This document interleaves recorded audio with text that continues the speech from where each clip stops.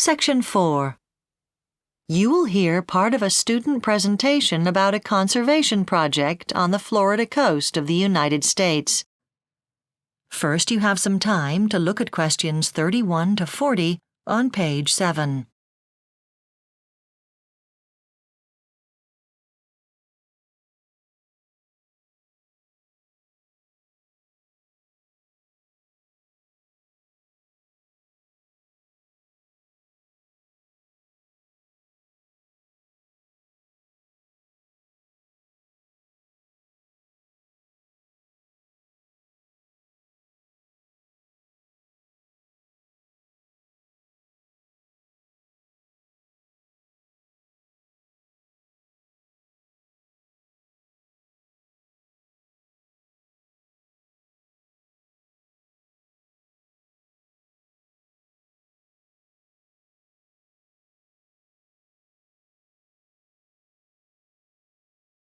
Now listen carefully and answer questions 31 to 40. Today I'm going to be talking about the first year of a regeneration project in a mangrove forest. Mangrove forests are found along river estuaries and coastlines and are important because they prevent flooding by acting as a barrier between the land and sea. The mangrove trees have special roots which can breathe and allow them to survive in thick, airless mud. They are also a very important habitat for wading birds, fish, and other animals. In the area where the project is taking place, there have been a number of problems since the area was first settled over 100 years ago. Many of the mangrove trees were initially burnt as firewood by local farmers. The mangrove forests were also poisoned by settlers' farming methods because the farmers used fertilizer to increase crop yields, and this started to seep into the water, eventually killing part of the mangrove forest. Farming in the area wasn't successful, and what was left of the mangrove forest area wasn't valued by local people as crops couldn't be grown there. And so what happened was that the area started to be used as somewhere to dump trash.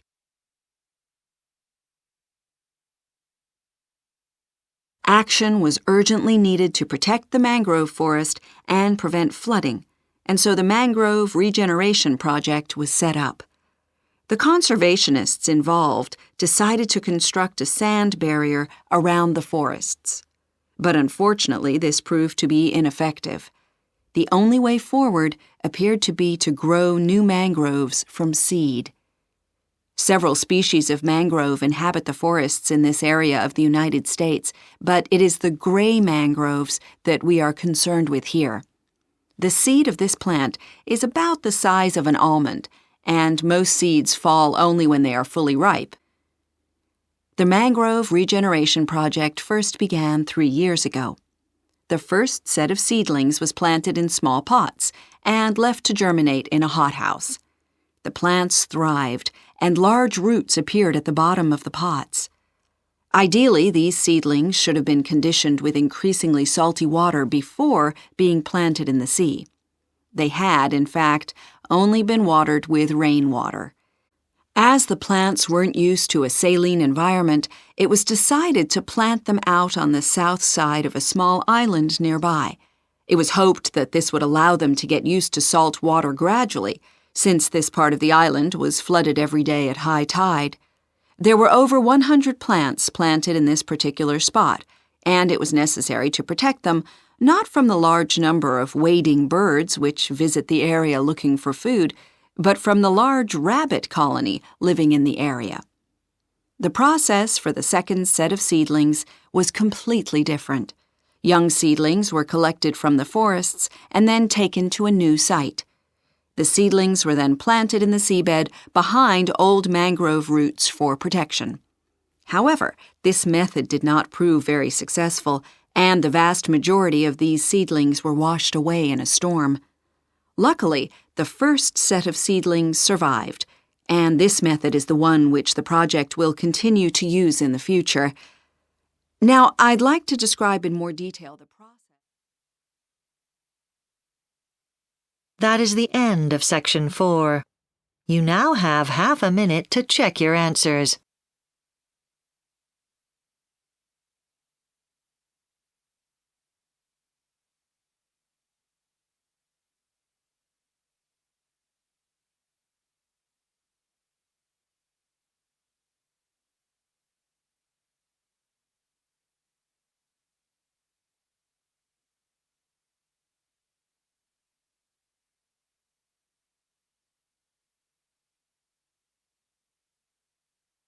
That is the end of the listening test. You now have 10 minutes to transfer your answers to the listening answer sheet.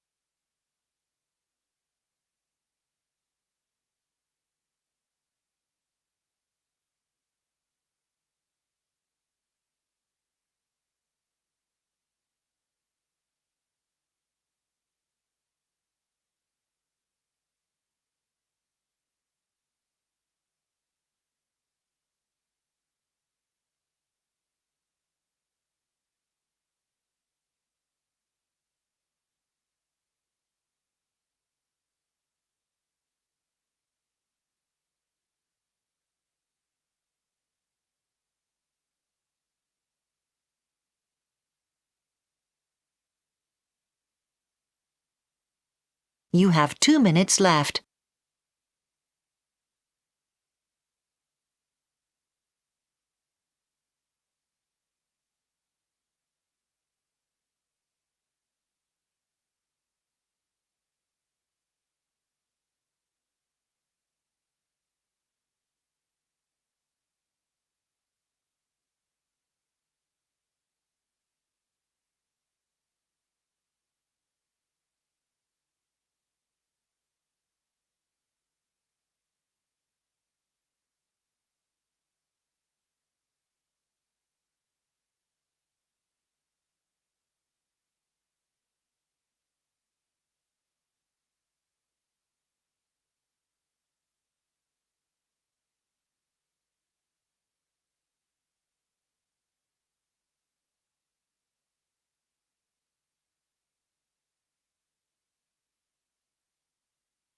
You have 1 minute left.